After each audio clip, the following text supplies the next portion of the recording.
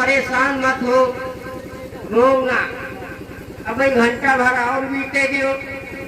12 बजे के बाद में जाओ अपने घरे बताए दो कदे पहरुआ और सूप का जुगाड़ कर ले, बीमा में से एक ले जाओ तो कोई बात नहीं, ले जाओ। ठंडी पार कर दियो। देखो भाई ने वैसे लगे है कुछ उनका दाम दुकान नहीं, उनके लगे बहुत कुछ है।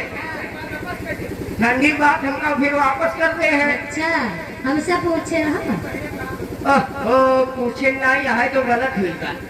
भैया के पास बहुत अरे ऐसा ऐसा सामान रखे हैं कि तुम देख ले हो तो तुम्हारा नजर न काम करे। अरे ऐसे रोज मिला तो हम लोग ऐसे भी का करिए। अरे हम भेज रहे हैं, तुम न जाओ तो इनका भेज दो। वही तो पहले जाएंगे हमसे। हाँ, इन्हीं का भेज दो। ठंडी बात वापस ले लिए भाई।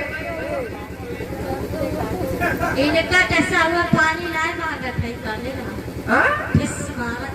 फिस मांग रही। ओहो दादाजी, नहीं चले जाओ, काजू बदनाम खा के दे बनाओ। गाना वाला सुना दीजिए, हाथ में मिट्टी मांग सिंदूर।